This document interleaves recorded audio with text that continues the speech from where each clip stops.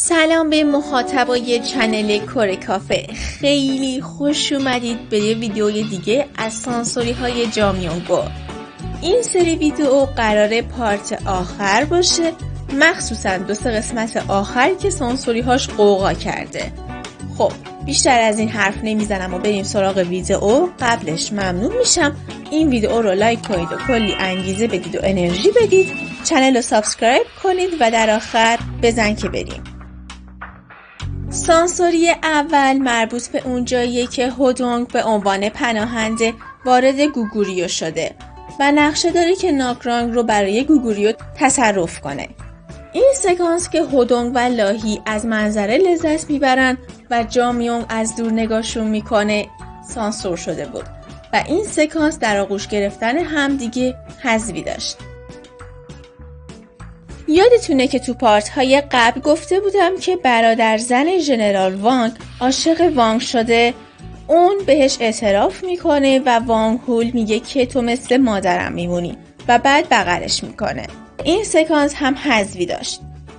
خب قبل از اتفاق جذاب ازدواج لاهی و هودونگ جامیونگ رو تو ناکرانگ پیدا میکنه و میره پیشش و لاهی که از این موضوع ناراحت میشه گریه میکنه و هودونگ اشکش رو پاک میکنه و بغلش میکنه که این سکانس سانسور شده بود. حالا قبل از ازدواج این 2 نفر موهیول برای دیدن طبل و خود هودونگ به ناکرانگ میاد و این سکانس ها هم تو قسمت های اول هم نشون داده شد. این سکانس که جامیونگ تو دریاچه مشغول دعاه تا طبل برای موهیول صدا بده حذفی داشت. حالا رسیدیم به سکانس جذاب ازدواج لاهی و هودونگ. لاهی اول به حمام میره و به کمک خدمتکارانش از وان بیرون میاد. سکانس دیگه این تیکه‌ایه که هودونگ به معبد رفته و اونجا به اقامتگاه جامیونگ میره. از دور معبد رو نگاه میکنه و خاطراتش رو به یاد میاره. خاطرات اینها هم هست که کلی حذفی داشت. موقع ازدواج لاهی و هودونگ دست همدیگر رو میگیرن. بعد از ازدواج هم کنار همدیگه ایستادن و هودونگ تو خاطراتش به جامیونگ فکر میکنه و شبی رو به یاد میاره که با همدیگه ازدواج غیر رسمی کرده بودن و همزمان لاهی رو هم در آغوش میگیره. هودونگ با اینکه با لاهی ازدواج کرده ولی همچنان به جامیونگ فکر میکنه و جامیونگ با اینکه هودونگ ازدواج کرده هنوز هم بهش فکر میکنه. مثلا اینجا شب اول ازدواج لاهی از هودونگ میپرسه که چیه جامیونگ اینقدر برات جذاب بود که عاشقش شدی. هودونگ هم میگه که مقاومتش و بعد هم همدیگر رو میبوسن و شب رو با همدیگه میگذرونن. همون شب ازدواج وانگ هول میره پیش جامیونگ، دستش رو میگیره و بهش اعتراف میکنه که آخرش هم رد میشه. بعد از رفتن وانگ هول جامیونگ یه سوتی که هودونگ بهش داد رو و متعلق به مادر واقعیش بود رو میگیره و سوت میزنه و اینطوری هودونگ رو صدا میزنه. هودونگ وقتی کنار لاهی خواب بود پیش جامیونگ میره که فردا صبح وقتی لاهی متوجه این موضوع میشه خیلی ناراحت میشه. هودونگ بغلش میکنه و بهش میگه که تو زن اول منی و همسرمی. لاهی دلش نرم میشه و بغلش میکنه. هودونگ هم که دید که لاهی آروم شده میخواسته بره بیرون که لاهی بغلش میکنه و میگه که لطفاً غرور منو خدشه‌دار نکن.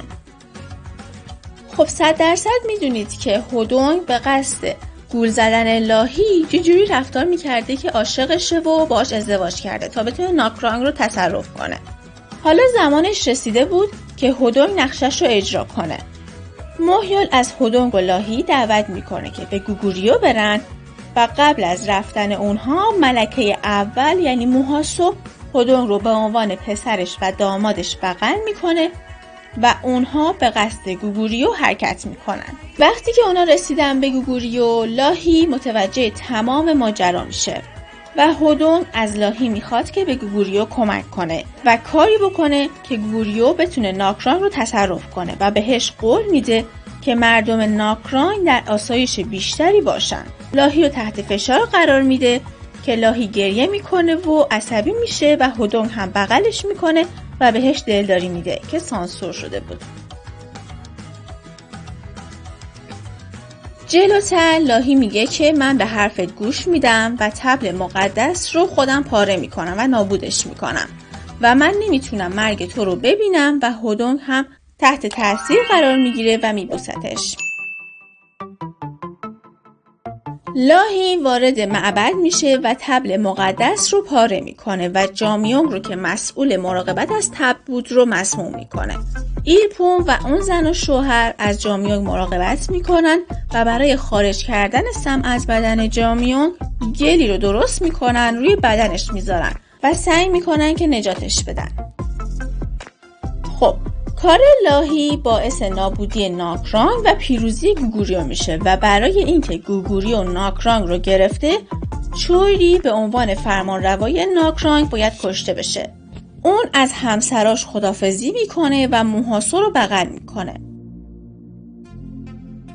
چویری میمیره و لاهی هم توسط مردمش کشته میشه و بعد از اینها یه نامه ای برای هدونگ فرستاده میشه که از طرف لاهیه.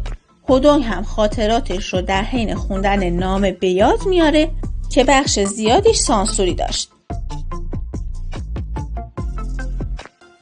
خب رسیدیم به قسمت آخر و جذابترین سکانس و باید بگم غم‌انگیزترین سکانس. مدتی میگذره. گوگوریو ناکرانگ رو گرفته و هدونگ افسردگی گرفته و به دنبال جامیونگه و جامیونگ هم از دست هدونگ مخفی شده. هدونگ پیداش میکنه و هدف هر دو کشتن همدیگه است.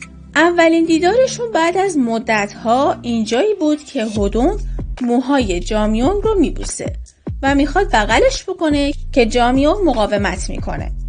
از کوه و جنگل میگذرن و میرسن به دریا.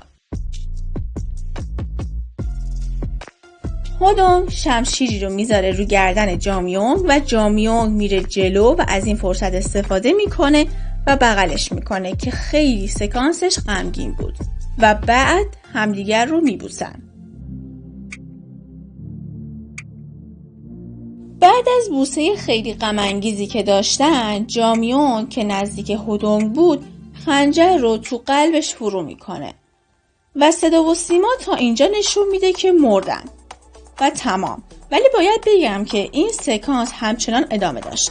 شب هدونگ زخمی روی پای جامیونگ دراز کشیده. فردا صبح هم که ارتش گوگوریو سر میرسن همچنان کنار هم دیگن. ارتش گوگوریو هم قصد داره که جامیونگ رو بکشه و هدونگ جامیونگ رو که میخواد فرار کنه رو بغل میکنه و شمشیر رو تو بدن خودش و جامیونگ فرو میکنه و اینجاست که هر دو میمیرن. زمانی که شمشیر تو بدن هر دوتاه، هدونگ میگه که اگه زندگی بعدی وجود داشت میخوام مثل یک مردم عادی به دنیا بیایم، ولی جامیونگ بهش میگه که نه، من دوست دارم به عنوان مادرت به دنیا بیام چون به اندازه کافی این دنیا عشق دریافت کردم و تمام. خب دوستان، اینم از تمام سانسوری های سریال جامیونگو و باید بگم که این سریال تمام شد. حالا که سریال تموم شد حتما نظرتون رو راجع به سریال بنویسید و بگید که از پایانش راضی بودید یا نه.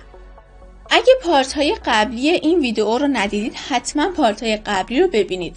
امیدوارم که این ویدیو رو دوست داشته باشید، لایک کنید، کامنت بذارید و کانالمون رو سابسکرایب کنید. مرسی، خیلی دوستتون دارم. مراقب خودتون باشید. خدا نگهدار.